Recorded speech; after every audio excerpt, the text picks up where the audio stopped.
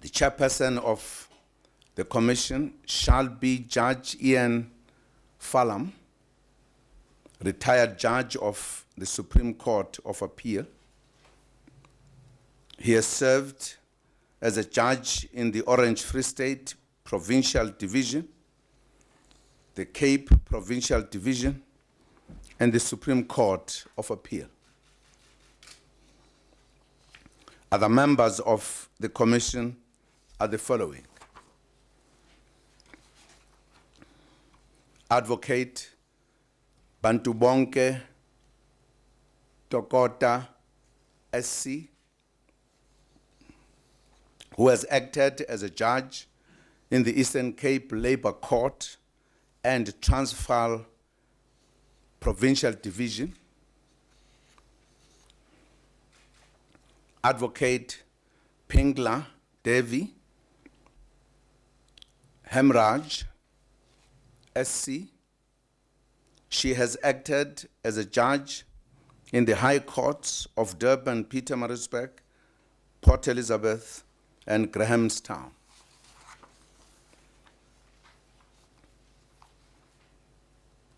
The terms of reference. The commission will look into the following matters. It will probe the conduct of Lonmin PLC, in particular the following: whether it exercised its best endeavors to resolve any disputes which may have arisen between Lonmin and its labor force on the one hand, and generally among its labor force on the other. Whether it responded appropriately to the threat and outbreak of violence which occurred at its premises. Whether the company, by act or omission, created an environment which was conducive to the creation of tension, labor unrest, disunity among its employees, or other harmful conducts.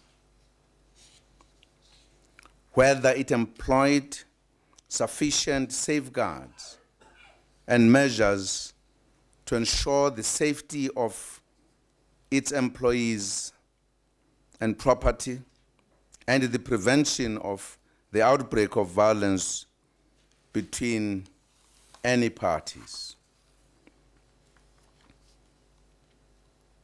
The commission will also examine Lonmin policies generally, including the procedure, practices, and conduct relating to its employees and organized labor. It will also investigate whether, by act or omission, the company directly or indirectly caused loss of life or damage to persons or property. Secondly, the commission will probe the conduct of the South African Police Service and will look at the following: the nature, extent, and application of any standing orders, policy considerations, legislation, or other instructions in dealing with the situation which gave rise to this incident. The facts and circumstances which gave rise to the use of force, and whether this was reasonable and justifiable in the particular circumstances. To examine the role played by SAPS through its respective units, individually and collectively, in dealing with the incidents. Whether by act or omission, it directly or indirectly caused loss of life, or harm to persons or property. Thirdly, the Commission will probe the conduct of the National Union of Mine Workers and the Association of Mine Workers and Construction Union, AMCU, their members and officials. The Commission will in particular probe whether the AMCU had exercised its best endeavors to resolve any disputes which may have arisen between itself and Lonmin or NUM or any other parties. The extent to which it exercised effective control over its membership and those persons allied to it in ensuring that their conduct was lawful and did not endanger the lives and property of other persons, and whether, by act or omission, it directly or indirectly caused loss of life or damage to persons or property. Fourthly, the Commission will look into the conduct of the National Union of Mine Workers, NUM, its members and officials. It will, in particular, look into the following: whether the NUM had exercised its best endeavors to resolve any disputes which may have arisen between itself and Lonmin or AMCU or any other parties. The extent to which it exercised active control over its membership and those persons allied to it in ensuring that their conduct was lawful and did not endanger the lives and property of other persons, whether by act or omission, it directly or indirectly caused loss of life or damage to persons or property. Fifthly, the Commission will look into the role played by the Department of Mineral Resources or any other government department or agency in relation to the incidents and whether this was appropriate in the circumstances and consistent with their duties and obligations according to law.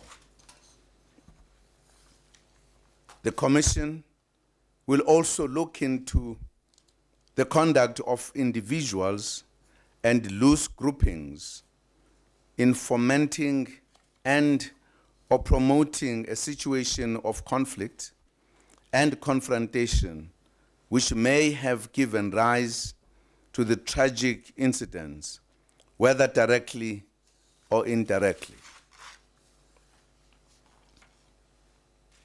The Commission's Act of 1947 shall apply to the Commission, subject to modifications and exemptions as may be specified by proclamation from time to time. The terms of reference may be added to, varied or amended from time to time. The Commission will submit interim reports and recommendations to the President each month prior to the final report being presented to the President. The Commission shall complete its work within a period of 4 months and must submit its final report within a month of completing its work. The Commission shall, where appropriate, refer any matter for prosecution, further investigation, or the convening of a separate inquiry to the appropriate law enforcement agency, government department, or regulator regarding the conduct of any person or persons. The Commission will have the necessary powers, including the power to enter and search premises, secure the attendance of witnesses, and compel the production of documents. The terms of reference will be gazetted forthwith. We urge all affected parties to cooperate with the Commission. I thank you.